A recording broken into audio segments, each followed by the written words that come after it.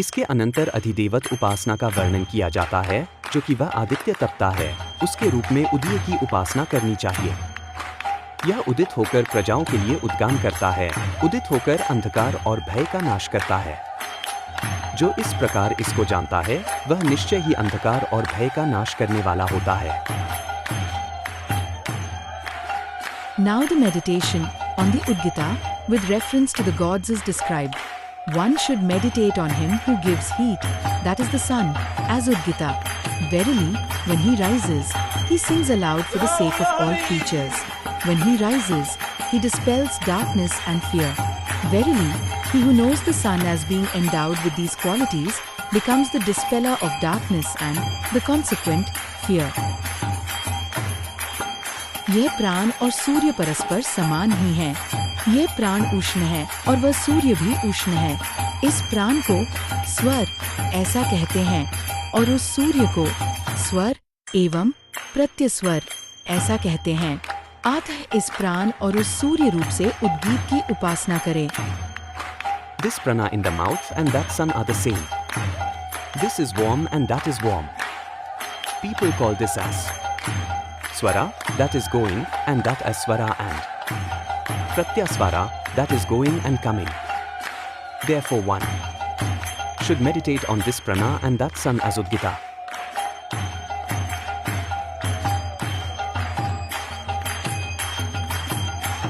तदंतर दूसरे प्रकार से ज्ञान दृष्टि से ही उद्गीत की उपासना करे। पुरुष जो प्राणन करता है वह प्राण है और जो अपश्वास लेता है वह अपान है, तथा प्राण और अपान की जो संधि है वही व्यान है। जो व्यान है वही वाक है। इसी से पुरुष प्राण और अपान क्रिया न करते हुए भी वाणी बोलता है। Now, verily one should meditate on Vyana as Udgita. That which one breathes out is prana and that which one breathes in is apna. The junction of prana and apna is Vyana. That which is Vyana, even that is speech. Therefore, one utters speech while one neither breathes out nor breathes in. The Rik indeed is speech. Saman is breath. The Udgita is the syllable Om. जो वाक है वही ऋक है। उसी से पुरुष प्राण और अपान की क्रिया न करता हुआ ऋक का उच्चारण करता है। जो ऋक है वही साम है। इसी से वह प्राण और अपान की क्रिया न करता हुआ सामगान करता है।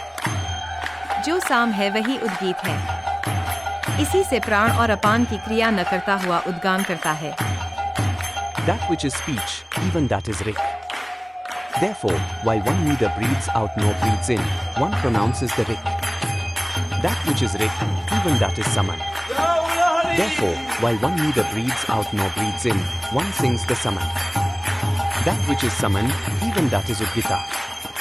Therefore, while one neither breathes out nor breathes in, one sings the udgita. इसके सिवा जो और भी वीर्ययुक्त कर्म हैं, जैसे अग्नि का मंथन, किसी सीमा तक दौड़ना तथा सुदृढ़ धनुष को खींचना, इन सब कर्मों को भी पुरुष प्राण और अपान की क्रिया न करता हुआ ही करता है। इस कारण ज्ञान दृष्टि से ही उद्गीत की उपासना करनी चाहिए। Therefore, whatever other actions require strength, such as the kindling of fire by friction, running a race towards the goal, the bending of a strong bow, are all performed while one neither breathes out nor breathes in. For this reason one should meditate on Vyana as Udgita.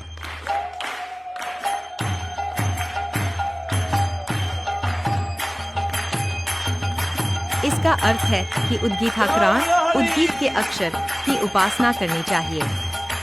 उद्गीत उस नाम के अक्षरों की उपासना करनी चाहिए। उद्गीत इस शब्द में प्राण ही उत है, क्योंकि प्राण से ही उठता है। ध्वनि ही की है, क्योंकि ध्वनि को नगर कहते हैं, और अन्न ही था है, क्योंकि अन्न में ही ये सब निरस्थित है।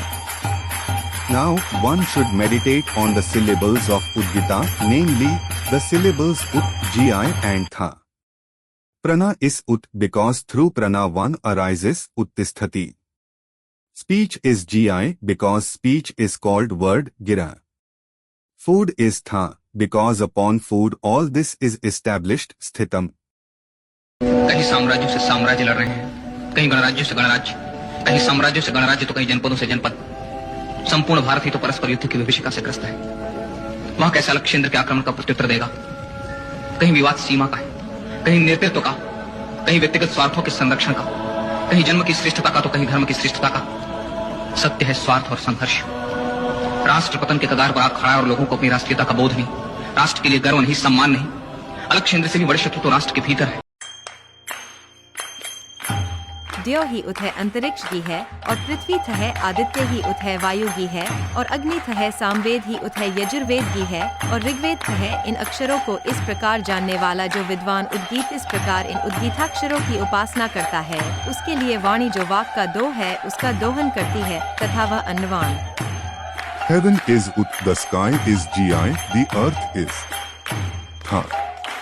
The sun is Ut, the air Gi, the fire Tha. The Samaveda is Ut, the Yajurveda Gi, the Rigveda Tha. For him, speech yields the milk which is the benefit of speech. And he becomes rich in food, and an eater of food, who knows thus and meditates on the syllables of Udgita, namely Ut, Gi and Tha. अब निश्चय ही कामनाओं की समृद्धि के साधन का वर्णन किया जाता है। अपने उपासंतों की इस प्रकार उपासना करे, जिस साम के द्वारा उदात्त को स्तुति करना हो उस साम का चिंतन Now करे। follows the fulfillment of wishes. One should meditate on the objects contemplated. One should reflect upon someone by means of which one proceeds to sing the stotra.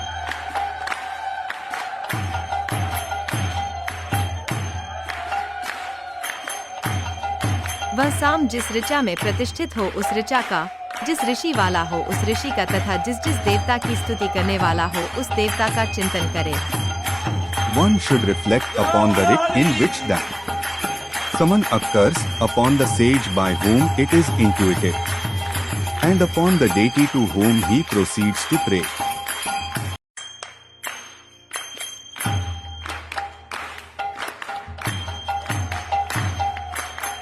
वह जिस छंद के द्वारा स्तुति करने वाला हो उस छंद का उपाधान करे, तथा जिस स्तोम से स्तुति करने वाला हो उस स्तोम का चिंतन करे।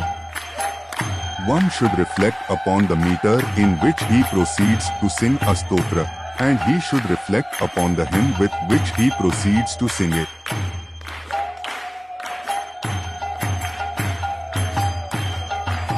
जिस दिशा की स्तुति करने वाला हो उस दिशा का चिंतन करे। He should reflect upon the quarter of heaven towards which he proceeds to sing a stotra.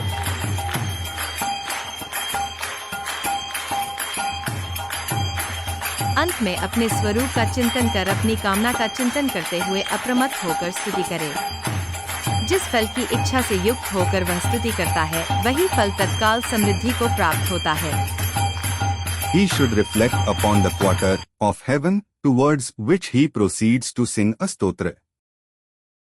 क्योंकि जो शिक्षा यह नहीं सिखाती कि राष्ट्र सर्वोपरि है, राष्ट्र की रक्षा सर्वोपरि है, वह शिक्षा व्यर्थ है, उसे रोक दिया जाना चाहिए। या उतरने दो उन्हें संग्राम में, और मैं वहां उन्हें राष्ट्र धर्म का पहला पाठ पढ़ाऊंगा, यदि आप में शक्ति न हो तो।